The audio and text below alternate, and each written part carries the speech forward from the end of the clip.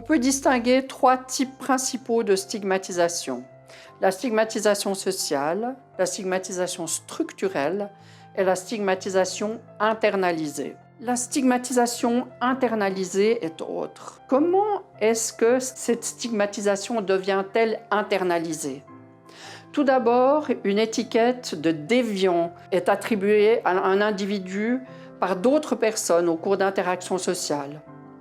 Ensuite, l'individu se trouve réduit à son étiquette, le stigmate, et ses autres qualités, son histoire, sa personnalité s'effacent derrière la caractéristique stigmatisante. C'est-à-dire, c'est un gros, ça peut être un fou, un handicapé, mais là, c'est un gros. Cette étiquette, alors, va justifier une série de discriminations sociales. Et ça, c'est vraiment l'effet objectif.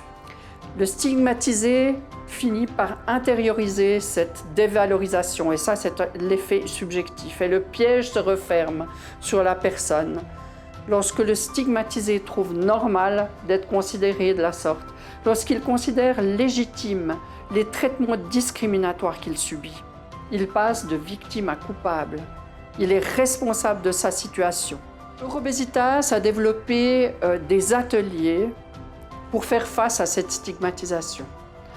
Et ces ateliers sont basés sur les méthodes d'un sociologue qui a étudié toute sa vie la stigmatisation, un Américain qui s'appelle Jeffrey Sobal.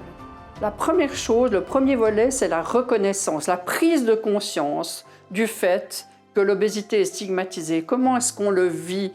Comment est-ce qu'on l'a perçu? Comment est-ce qu'on a vécu ses conséquences? Il faut une compréhension de cette stigmatisation. La stigmatisation, c'est terrible. C'est le jugement des autres, c'est le fait qu'on se sente inférieur, que en fait, notre corps, notre enveloppe charnelle soit un poids, c'est le bon terme, pour vivre en fait, tout simplement. C'est se sentir mal à l'aise face aux gens et se sentir jugé. Ce qui a été le pire pour moi, c'est vraiment la stigmatisation avec les gens que j'aime, parce que c'est vrai qu'on n'a qu'une envie, c'est d'être parfait. Chaque situation de la vie fait qu'on se sent stigmatisé, que ça soit à l'extérieur, que ça soit tout le temps. Mais vraiment, pour moi, ce qui est le plus peinant, c'est vraiment avec les gens que j'aime. On a vraiment envie, en fait, de tout faire pour être encore plus aimé. Même s'ils pensent vraiment faire ça pour notre bien, ça fait tout le contraire. Et c'est ça qui est hyper déstabilisant et hyper compliqué à gérer. Ce qui était compliqué, par exemple, à l'adolescence, c'était avec mes copains d'école, mes amis, parce que c'est cette construction-là qui est la plus importante à cet âge-là. Et puis, d'avoir le sentiment de ne pas être acceptée, de se faire traiter de grosse, avoir le sentiment vraiment d'être jugé juste par notre enveloppe et non pas ce qu'on a à l'intérieur. Est-ce qu'on peut donner? Enfin, c'est terrible. Culpabilité, le sentiment d'être une mauvaise personne, de ne pas savoir se gérer, peut-être même d'apporter du dégoût, enfin, que les gens ne sont pas fiers de toi, enfin, peut-être effectivement aussi un manque d'amour. Le deuxième volet, c'est la préparation et l'anticipation des contextes et des personnes impliquées dans la stigmatisation. On va se préparer aux actes stigmatisants. En fait, le patient va devenir proactif au lieu d'être réactif. Alors, donc le thème d'aujourd'hui, c'est la discrimination et on aimerait pouvoir discuter et s'entraîner à faire face aux situations discriminantes que vous avez vécues ou que vous redoutez. Est-ce que l'une d'entre vous a une situation récente qu'elle a vécue, qu'elle serait d'accord de partager? Oui, avec plaisir. C'était tout simplement un repas avec ma maman où en fait, j'avais mangé ma première assiette et puis j'ai voulu me resservir et elle m'a dit « Mais tu penses pas que c'est déjà assez ?» Ok. Et ça, comment tu t'es sentie? Honteuse, pas bien. Et comment tu as réagi? C'était compliqué, ça s'est lu dans mes yeux. J'ai pas grand-chose qui est sorti en fait. Je savais pas trop quoi dire, mais elle a senti que j'étais pas bien. Et qu'est-ce que tu as fait? Je me suis resservie et puis j'ai mangé, mais c'était plus du tout le même plaisir. Donc tu réagis en disant rien à sa remarque, en réagissant dans le regard et en te resservant quand même. Qu'est-ce que tu aurais voulu? J'aurais voulu lui dire ce que je ressentais. Et comment tu aurais pu l'exprimer? Ah, c'est ça qui est difficile. C'est un tel mélange d'émotions que c'est super compliqué. Est-ce que vous auriez des suggestions à lui faire sur comment réagir? Que dire? C'est que j'imagine qu'elle fait ça pour ton bien. Et peut-être aussi que tu pourrais lui dire que t'aimerais qu'elle te laisse faire comme tu veux, puis qu'elle te fasse confiance. Puis qu'il y a aussi une part d'empathie de sa part. Et qu'elle est peut-être aussi maladroite dans ce qu'elle te dit. Je vous propose qu'on s'entraîne en jeu de rôle maintenant pour que tu puisses essayer d'utiliser cette phrase et voir ce que ça fait. Parfait. Ok. Alors, moi je fais la maman, tu joues ton propre rôle. Tout à fait. Ok. T'es sûr que c'est une bonne idée de te resservir? Bah écoute, je me sens un peu blessée par ta remarque. J'imagine bien que tu me dis ça pour mon bien, mais je préférais vraiment que tu me dises rien et que tu me laisses gérer mon alimentation aujourd'hui comme je l'entends. Merci. Est-ce que quelqu'un d'autre a une situation récente qu'il a vécue qui serait d'accord de partager pour qu'on la travaille? Ah, moi, j'aurais une situation, c'est dans un magasin d'habits. Je rentre pour faire du shopping. Et là, la vendeuse, elle me dit clairement qu'il n'y a pas ma taille. Ok. Donc moi, je suis choquée à ce moment-là, je ne sais pas quoi faire.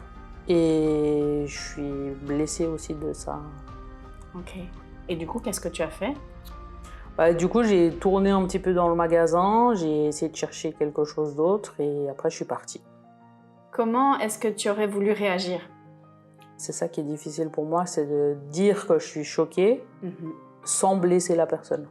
D'accord. Est-ce que vous avez des suggestions? Tu pourrais peut-être lui dire que t'aimerais simplement qu'elle te dise bonjour. Oui, et puis qu'elle te laisse faire ton shopping.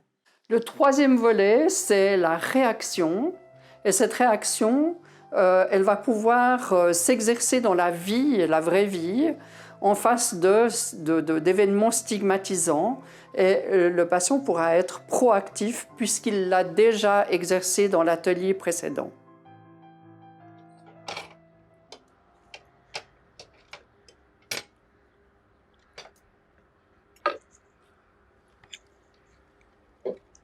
T'es sûr?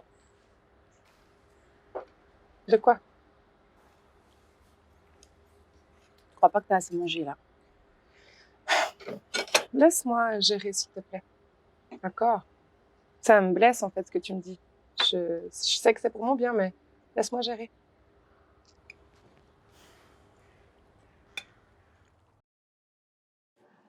Bonjour. Bonjour madame.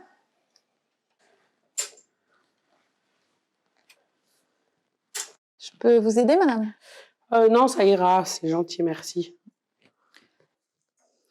Je pense qu'il est totalement inutile que vous ayez plus loin dans la boutique parce qu'il n'y a rien à votre taille ici. Hein.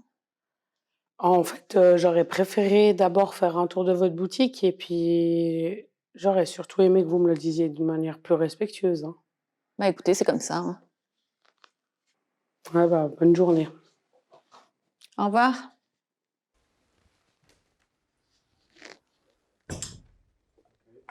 Le quatrième atelier, c'est vraiment la réparation des problèmes résultant de ces actes stigmatisants, généralement avec une psychologue, car on ne sort jamais indemne de ces situations, même si on a réagi de manière tout à fait idoine.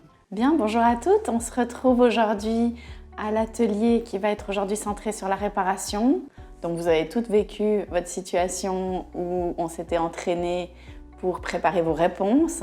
J'aimerais aujourd'hui qu'on puisse débriefer, qu'on puisse voir comment ça s'est passé, comment vous vous êtes sentis et s'il y a encore des choses à améliorer pour que si ça se reproduit, vous puissiez faire face avec sérénité. Du coup, qui est-ce qui serait d'accord de commencer?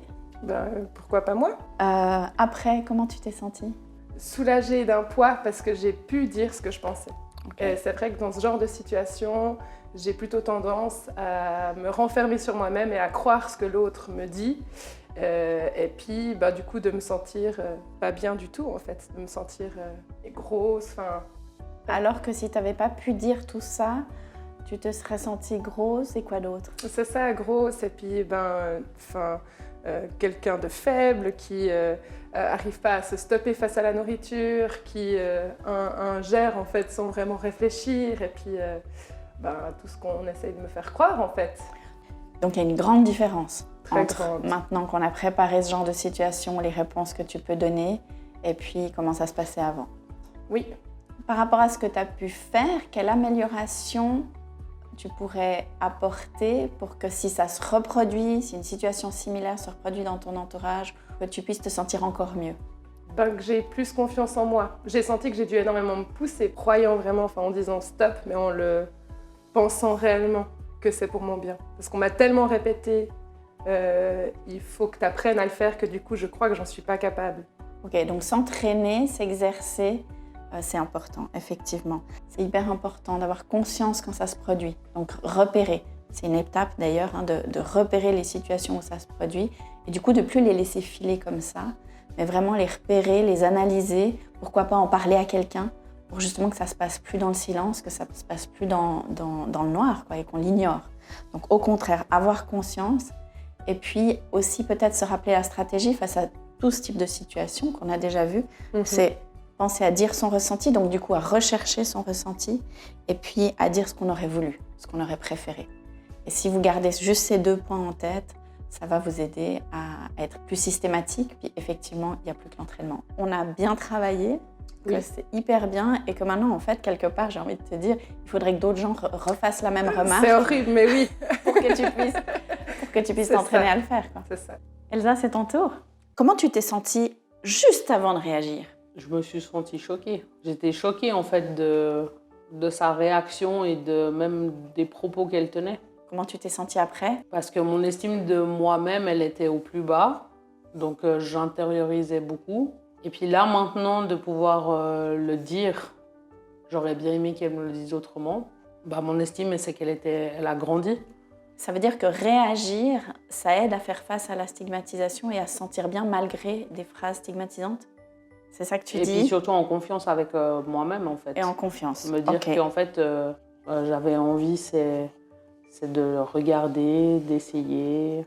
Est-ce qu'on peut améliorer quelque chose? Ça, je sais que c'est quelque chose à faire, ma manière de répondre. Ça veut dire, tu as l'impression que ta réaction était un peu agressive? Si j'allais plus loin, oui. Je pense que j'allais être plus agressive. Là, je me suis contenue dans le sens où je me suis dit, oui, ok, je suis choquée. Mais j'ai pu le faire grâce au fait que j'ai déjà vécu ce genre de situation. Clairement, je pense que cet exercice, il m'a fait du bien.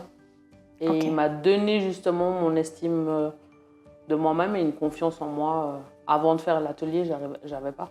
Ok. Et moi, je me demandais, même si une autre question, qu'est-ce que vous feriez à ma place? On peut vraiment conclure que le fait de pouvoir réagir face à une remarque stigmatisante, ça permet de conserver l'estime de soi, d'éviter de culpabiliser, de se dévaloriser, d'avoir une image négative de soi.